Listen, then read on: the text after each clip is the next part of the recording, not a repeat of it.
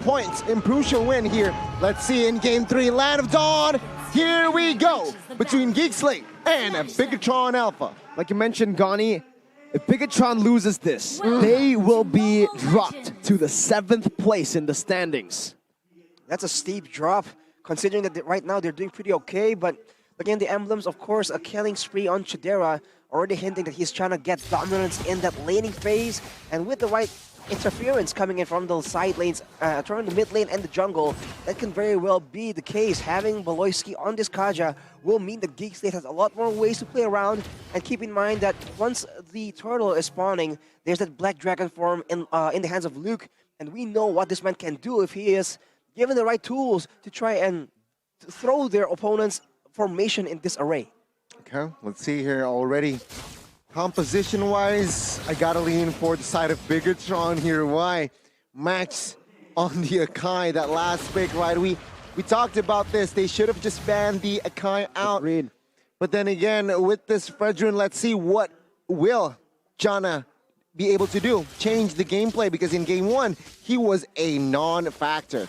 Yeah. I mean, right here, you can see GEEK SLATE play more around the winning lane. I think the Brody, this is where they need to put their center of attention to. And later on, they have to make sure that they abuse the Cult Altar as well. This is one of the signature heroes for a boy, right? This Paramis, where he's able to output damage, provide utility, and still have that very amazing Cult Altar. And like we mentioned, when the fight gets dirty, when it gets really confusing and messy, the Cult Altar will be even more important. And a boy usually steps up in those critical situations for GEEK SLATE. So that is something they can very, very well rely on later on in the mid-game. Again, we are now seeing here the setup, the first neutral objective. Perhaps we might see a first blood as well here. Let's see the turtle. Luke with the Black Dragon form, zoning Max away. The Panda has to walk all the way across once again to look for a better position. Moreno has stolen away the Cult Altar, will pop it just then. Luke with Petrify and the furious dive there, but that's going to be the Divine Judgment locking him in place. Meanwhile, up top, there's a solo kill. Wow. Max jumping onto Luke with a heavy spin will mean that here it is going to be them conceding the turtle away to GEEK SLATE. Perfect initiation there by the EXP laner.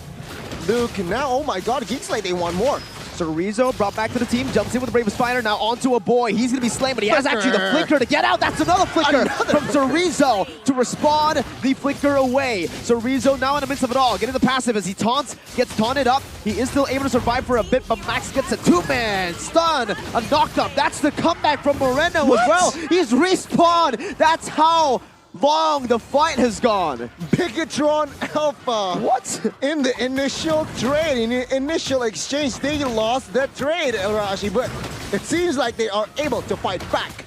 In prolonged fights, they sure have a bit of an advantage here.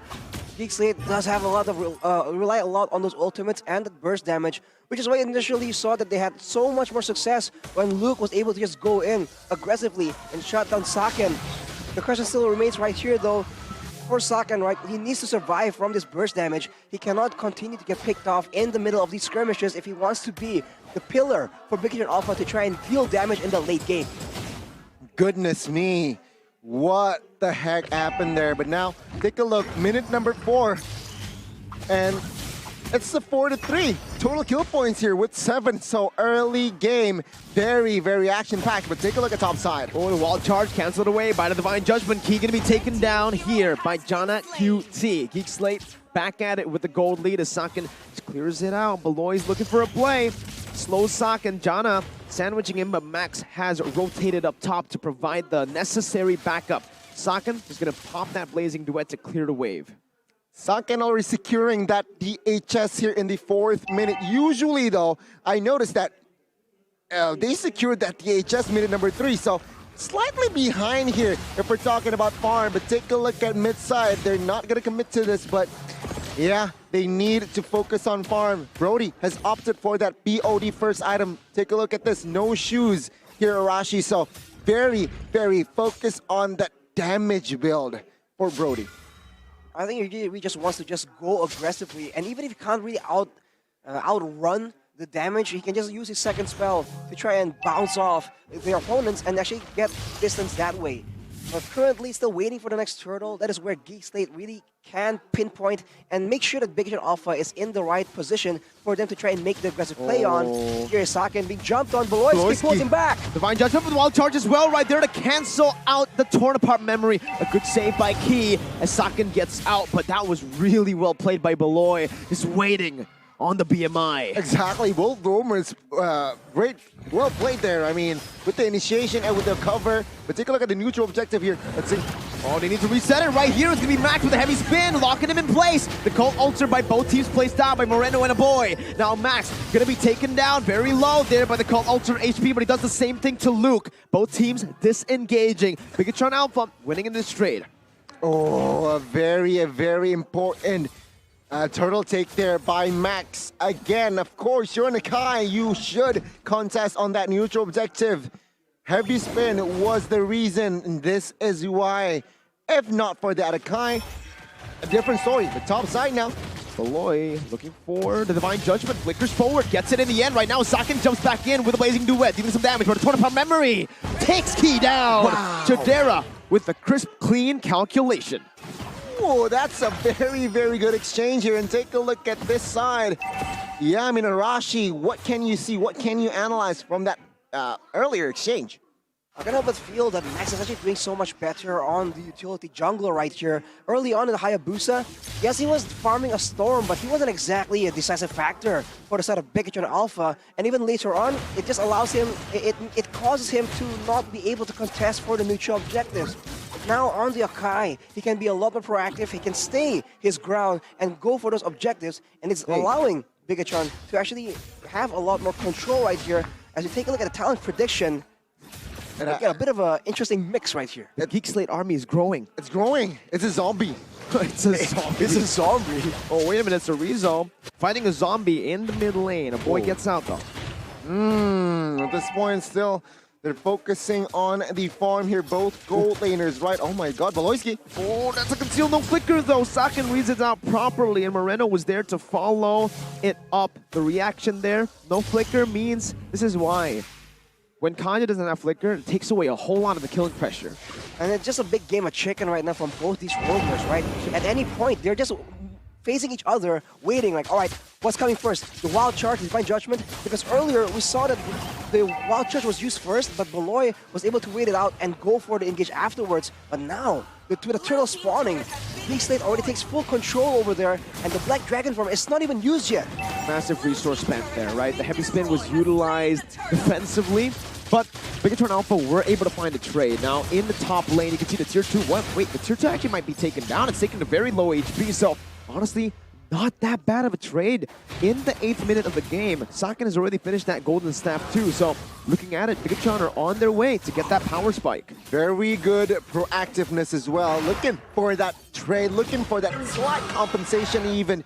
And GEEK SLATE here, with this in mind, what do you think again, Arashi? Any particular, perhaps, movements or something that just stands out? I feel like GEEK SLATE has a lot more advantage to play around with right here, but they're just a bit discouraged, and they're not really daring to go into the jungle of BIGETRON Alpha. Considering how much kill pressure they have, they can just go for it. Wow, the targeting from the captain, Beloy, with the flicker on point, right onto Moreno. What a play. This man right now is Jana. Tries his best to look for the top, but Saken jumps back onto his BMI. Well, looking at this situation now, right, the red robots, they are utilizing their composition very well here, contesting most neutral objectives, providing funneling gold for Saken as well. And not a fun game for Moreno, but top side. We're looking for more right now, so Rizzo with the stun, the wild charge as well onto Beloy. That's a Cult Ulcer by a boy, but now it's going to be the re-engage coming from Luke. The Black Dragon form, Saken with the BMI, running away right now. As Luke is looking for some more, but the Max comes in with a heavy spin. Oh my god, a boy brings them back. Max is low, Jana with the sandwich maneuver as the Divine Judgment locks Rizzo in place for a boy to pick up the kill. Now it's GEEK SLATE back on track, but Saken somehow still is able to find a trade. Wow, what a response by GEEK SLATE. Perfect re-engage by Luke. Thankfully though, Max, even though he has that heavy spin, not enough time. And take a look at the timing, Arashi. Perfect timing. The Lord just spawned right here, so BIGETRON Alpha, they're trying to go for this opportunity as well, but unfortunately, it backfires, and now GEEK SLATE are the ones going for it, and it seems like BIGETRON are trying to contest and try and make a fight happen. Sakin with the Blazing Duet right there, has the Divine Judgment stolen away. The Lord does go in favor of GEEK SLATE, but Chidera finds a kill onto Key. That's going to be BIGETRON and GEEK SLATE disengaging a dub for GEEK. A very well-timed execution by GEEK SLATE. They got the Lord even though they lost Luke, but BIGETRON Alpha now will not have the gold lead. Moreno now, again, he needs to step up on this Valentina. Remember, key player. Oh, Beloy so good on the Kaja. You abandon Natalia and you get him the Kaja. It may be even worse for BTR as Beloy is just styling. Oh my god, on towards the very crucial target as well, Moreno. We talked about Moreno on the Valentina, but not a fun performance here. Let's see the offense from GEEK SLATE. You see that John is just trying to zone everyone away, and earlier we saw that at 8 minutes, the gold lead wasn't too different in the carry lanes, but look at this wild charge though. 4-man, that's a wild charge onto 4. Sakin pops into Blazing Duet, but it's only onto a boy. 1 HP all alone, a boy gonna be taken down by Sakin. 1 for 0, a boy back up, just with a passive. Luke now popping into Black Dragon form, not going to commit. They still have the gold lead. They noticed that it was only a boy caught, and it's okay.